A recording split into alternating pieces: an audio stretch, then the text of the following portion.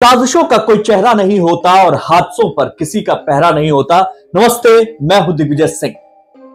इस्माइल हानिया के बाद दूसरे चीफ बने याह्या सिनवार को गाजा में जिंदा खोजने के बाद इजरायली सेना ने मौत के घाट उतार दिया और एक मैसेज दे दिया कि इजराइल पर हमला करने वाले को इजराइल कभी नहीं बख्शता। इजराइल में जश्न का माहौल है। इजरायली सेना का यह दावा है कि याह्या सिनवार मार दिया गया है।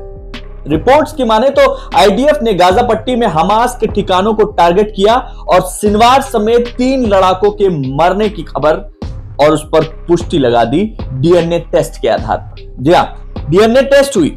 सिनवार की मौत के बाद उसकी एक उंगली काट ली गई।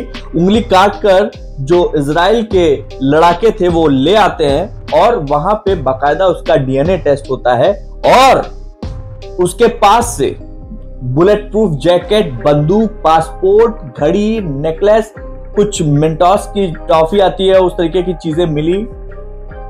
ये साबित करती हैं कि चाहे आदमी कितना भी खूंखार और कितना भी ताकतवर क्यों ना हो, खाली हाथ ही जाता है। 7 अक्टूबर 2023 इजराइल पर हमास जो हमला करता है उसका मुख्य साजिशकर्ता सिनवार था। 1200 लोगों की मौत हुई थी। 250 से ज्यादा लोगों को बंधक बनाया गया था। साल 2014 में सिनवार ने गाजा में इजराइल के खिलाफ चल रहे युद्ध में अहम भूमिका निभाई थी। समय बीतने के साथ साथ याह्या सिनवार और ज्यादा खतरनाक और ताकतवर हो गया था। सिनवार चर्चा में कब आया? साल 2015 में, जब अमेरिका ने उसे आतंकवादी करार दिया। पिछले 1 साल से सिनवार इजरायली सेना की नजरों से बचता रहा था और आखिरकार सेना ने उसको पकड़ा और उसका काम तमाम कर दिया। सिनवार की मौत के बाद आईडीएफ ने एक वीडियो भी साझा किया था जिसमें याह्या सिनवार के आखिरी पल कैद थे। हमास का जो लीडर है वो बहुत लाचार और बेबस नजर आ रहा था। उसको मार गिराने के लिए जो स्पेशल ऑपरेशन चलाया गया था, आईडीएफ के प्रवक्ता डेनियल हगारी ने बयान जारी करते हुए कहा कि इजरायली टीम ने एक फ्लैट की तलाशी के दौरान यह पता लगाया कि सिनवार वहां रह रहा है और जब वो पता चला तो एक ड्रोन के जरिए उसका चेहरा लेने की कोशिश की गई।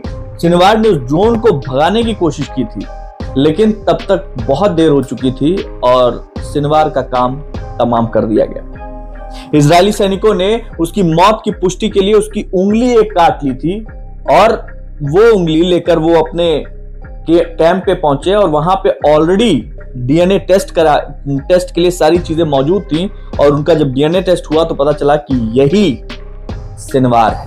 दरअसल याह्या सिनवार इजराइल की जेल में पहले भी सजा काट चुका था।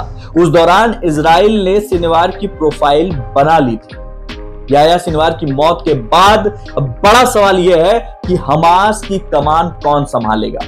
लिस्ट में बहुत सारे नाम शामिल हैं, लेकिन मैं जो नाम बताने जा रहा हूं, यकीन मानिए इन्हीं नामों में से कोई एक नाम होगा जो हमास का बनेगा अगला मुखिया। अल जहर याह्या अल जहर, महमूद अल जहर याह्या सिनवार के बाद सबसे बड़ा नाम माना जा रहा है क्योंकि अल जहर अपने कट्टर रुख के लिए जाना जाता है। हमास के मानकों के अनुसार अल जहर जो वैचारिक ढांचा है हमास का, उसमें बहुत महत्वपूर्ण भूमिका निभाता है। गाजा में जो इजराइल और इस्लामवादी शासन है उसके खिलाफ जो आतंकवादी प्रतिरोध जिस पर सारा कुछ केंद्रित है, वहां पर अल जहर की बड़ी भूमिका हो सकती है। आपको बता दें कि अल जहर ने विदेश मंत्री के रूप में भी काम किया है। कई इजरायली हत्या के प्रयासों में बचने के बावजूद 1992 में और फिर 2003 में अल जहर आज भी हमास की राजनीतिक संरचना में बहुत महत्वपूर्ण भूमिका निभाता है। दूसरा नाम है याह्या सिनवार के भाई मोहम्मद सिनवार। अपने भाई की तरह मोहम्मद भी हमास की सैन्य विंग में बहुत बड़ी ताकत रखता है। खबरों के मुताबिक मोहम्मद भी याह्या की तरह ही कट्टर है। वो अमेरिकी अधिकारियों की जो चिंता है उसका एक कारण बन चुका है और मोहम्मद जो समूह है मोसाद, ये हमास में बहुत बड़ी भूमिका निभाता है। हमास की जो राजनीतिक ब्यूरो के एक वरिष्ठ सदस्य जिनका नाम है मौसा अबू मार्जुक, तीसरे नंबर पे वो है। 1990 के दशक में फिलिस्तीनी मुस्लिम ब्रदरहुड से अलग होने के बाद हमास स्थापित हुआ था। अबू मार्जुक कभी हमास की राजनीतिक ब्यूरो के प्रमुख हुआ करते थे। लंबे समय तक संगठनात्मक और वित्तीय संचालन उन्हीं की देखरेख में हुआ था। आतंकवादी गतिविधियों में भागीदारी होने की वजह से 1990 के दशक में अमेरिका ने उन्हें जेल में डाला। अबू मार्जुक को जॉर्डन भेज दिया गया। अभी भी वो वहां पर एक प्रभावशाली व्यक्ति बना हुआ है। ये अगला व्यक्ति है जो हमास का मुखिया बनने के उस कतार में है। अगला व्यक्ति, उसका नाम है मोहम्मद डेफ। जी हां, हमास के सैन्य विंग के कमांडर मोहम्मद डेफ। आपको बता दूं कि इजराइल में जो हवाई हमले हुए थे, पहले भी हुए हैं, उसमें इजराइल की तरफ से जो हवाई हमले हुए उसमें ये घायल हुआ था। और उसके बाद अगस्त 2024 की जो रिपोर्ट है वो रिपोर्ट कहती है कि अभी डेफ जिंदा है।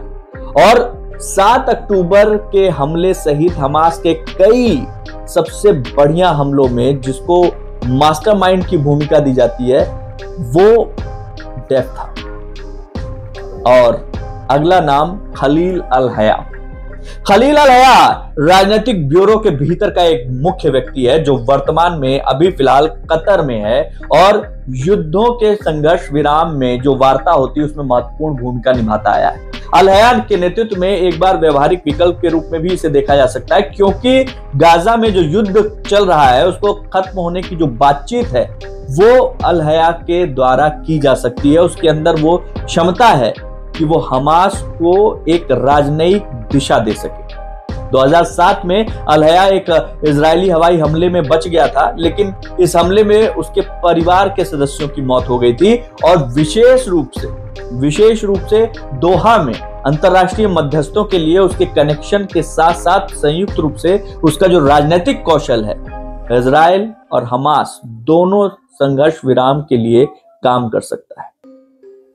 और आखिरी नाम खालिद मार्शल। इसने 2006 से 2017 तक एक दशक से अधिक समय तक हमास का नेतृत्व किया। समूह के भीतर एक बहुत सम्मानित व्यक्ति है।